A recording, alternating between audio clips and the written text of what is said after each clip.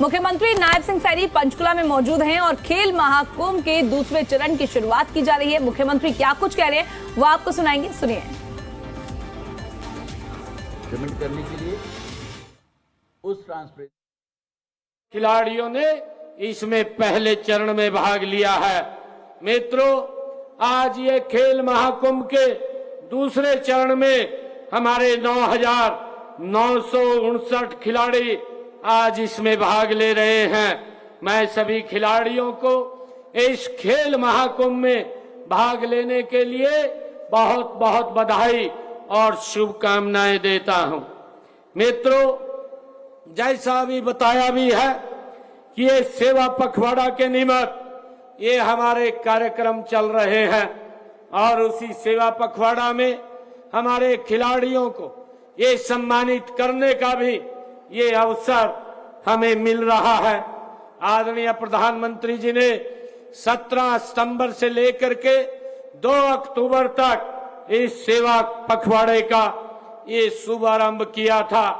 17 तारीख को देश के यशस्वी प्रधानमंत्री आदरणीय मोदी जी ने जो मध्य प्रदेश के धार जिले से एक संकल्प लेकर के योजना का शुभारंभ किया। महिला, स्वस्थ महिला और सशक्त परिवार।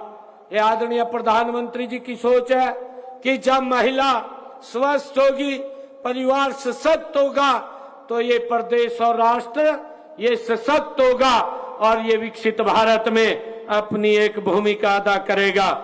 मित्रों, जो विजन 2036 का रखा है, आज मैं हरियाणा के अपने होनहार खिलाड़ियों में ये बात देख रहा हूं कि 2036 के जो ओलंपिक गेम ये भारत में होंगे तो उसमें सबसे बड़ी गोल्ड मेडल और मेडलों की श्रृंखला अगर किसी की होगी तो हरियाणा प्रदेश की होगी और वो आप सबके सहयोग से होने वाली है।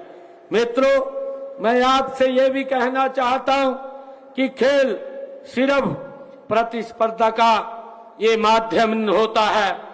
ये खेल प्रतिस्पर्धा का ये माध्यम नहीं होता है। यह अनुशासन, समर्पण और आत्मविश्वास की सबसे श्रेष्ठ पाठशाला है। खेल में पसीना बहता है तो संघर्ष जन्म लेता है और व्यक्तित्व निखरता है। ये अभी कहा भी है कि खेलेंगे तो खिलेंगे, जितना खेलेंगे उतना खिलेंगे।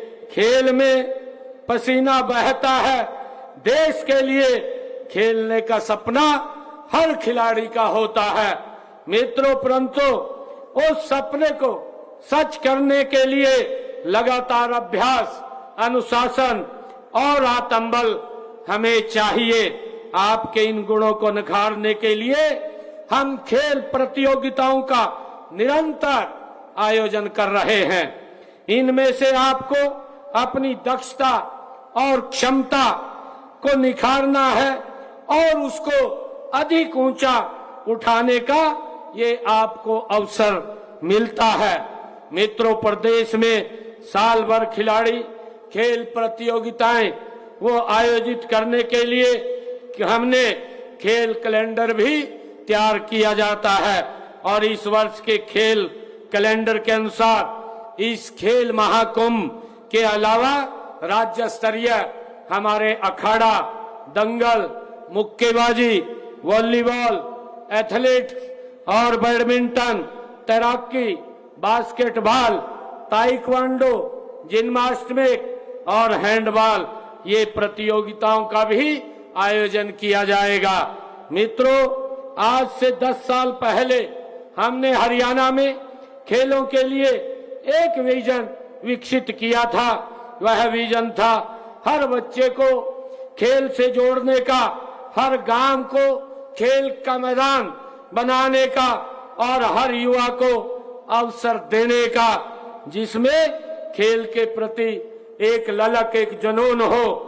इस विजन का लक्ष्य है कि हरियाणा को न केवल भारत की बल्कि विश्व की खेल राजधानी बनाया जाए, ये हमारा विजन है। और मित्रों, देश के यशस्वी प्रधानमंत्री आदरणीय नरेंद्र मोदी जी ने भी वर्ष 2036 के ओलंपिक खेलों में भारत को खेल महाशक्ति के रूप में उन्होंने स्थापित करने का आदरणीय प्रधानमंत्री जी ने लक्ष्य रखा है।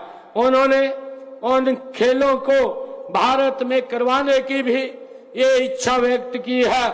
मुझे विश्वास है कि उस समय हरियाणा के हमारे खिलाड़ी सबसे अधिक पदक जीत करके देश का नाम विश्व के अंदर ऊंचा करने का काम करेंगे। इसके लिए हम पहले से ही तैयारियां हमने शुरू कर दी है।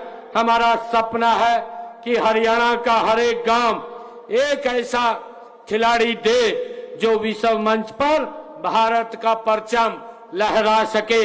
मुझे गर्व है कि हमने इस सपने को साकार करने की दिशा में लगातार हमारी सरकार काम कर रही है। आज खेल महाकुंभ ये उसी कड़ी का एक स्वर्णिम ये अध्याय है। मित्रों, हमारे प्रयासों का ही परिणाम है कि आज हरियाणा को खेलों की नर्सरी कहा जाता है। मुझे अपने खिलाड़ियों पर ये गर्व है कि जिन्होंने अंतर्राष्ट्रीय स्तर पर भारत का नाम रोशन किया है। चाहे वो खेल ओलंपिक हो, एशियाई खेल हो या राष्ट्रमंडल खेल हो, हरियाणा के खिलाड़ियों ने हर मोर्चे पर मित्रों तिरंगे को ऊंचा करने का काम ये हमारे खिलाड़ियों ने किया है। मित्रों, यह खेल महाकुंभ आपकी प्रतिभा को आगे बढ़ाने का ये एक माध्यम है और इसका उद्देश्य केवल जीतने वाले हमारे खिलाड़ियों को सम्मान देना नहीं, बल्कि हर उस युवा को मंच प्रदान करना है जो खेल में अपना भविष्य देखता है। उन छिपी हुई प्रतिभाओं को सामने लाने का अवसर है जो हमारे ग्रामीण क्षेत्र में ये दबी पड़ी है। मित्रों, ऐसी ही प्रतिभाओं को आगे लाने के लिए हमने अनेक कदम हमारी सरकार उठा रही है।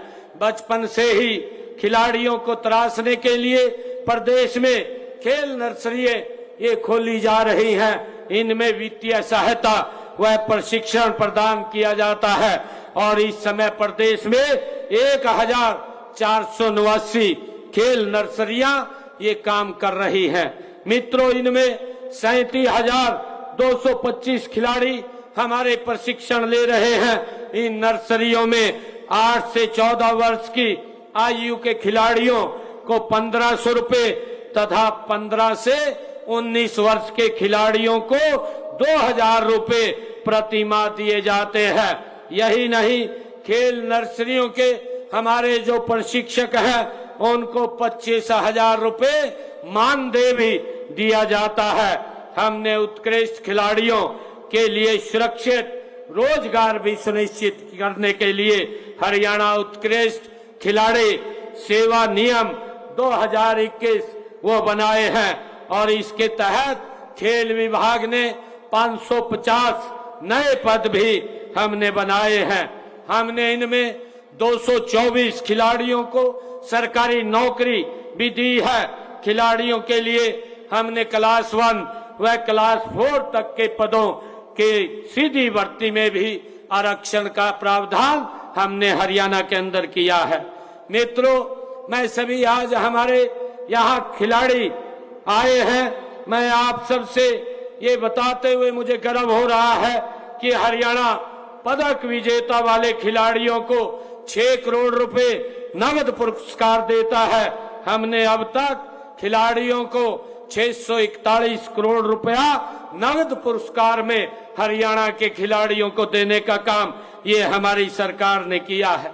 मित्रों, राज्य या राष्ट्रीय अंतर्राष्ट्रीय खेल प्रतियोगिताओं में भाग लेने वाले हमारे पदक विजेताओं के छात्रों को हम छात्रवृत्ति भी प्रदान की जा रही है।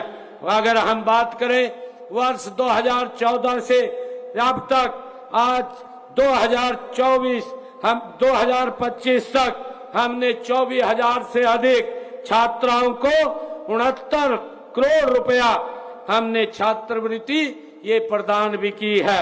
मित्रों, हम खिलाड़ियों को खेल उपकरण भी उपलब्ध करा रहे हैं। हमने इसके लिए हरियाणा खेल उपकरण प्रावधान योजना इसको भी बनाया है। इसके तहत 15,634 खिलाड़ियों को हमने उनको खेल किटें भी प्रदान की हैं, खेल के उपकरण भी दिए हैं। मित्रों, मैं ये कहना चाहता हूं कि हम बचपन से ही खेलों के लिए प्रोत्साहन व प्रशिक्षण प्रदान कर रहे हैं। राज्य में मजबूत खेल इंफ्रास्ट्रक्चर भी तैयार किया गया है ताकि खिलाड़ियों को सभी आधुनिक सुविधाएं हम प्रदान कर सकें। मित्रों, इस खेल महाकुंभ के माध्यम से हम स्वास्थ्य और फिटनेस के प्रति भी जागरूकता बढ़ाना चाहते हैं। आप सब युवा ऊर्जावान हैं, लेकिन निरंतर फिटनेस पर ध्यान देना उतना ही जरूरी है।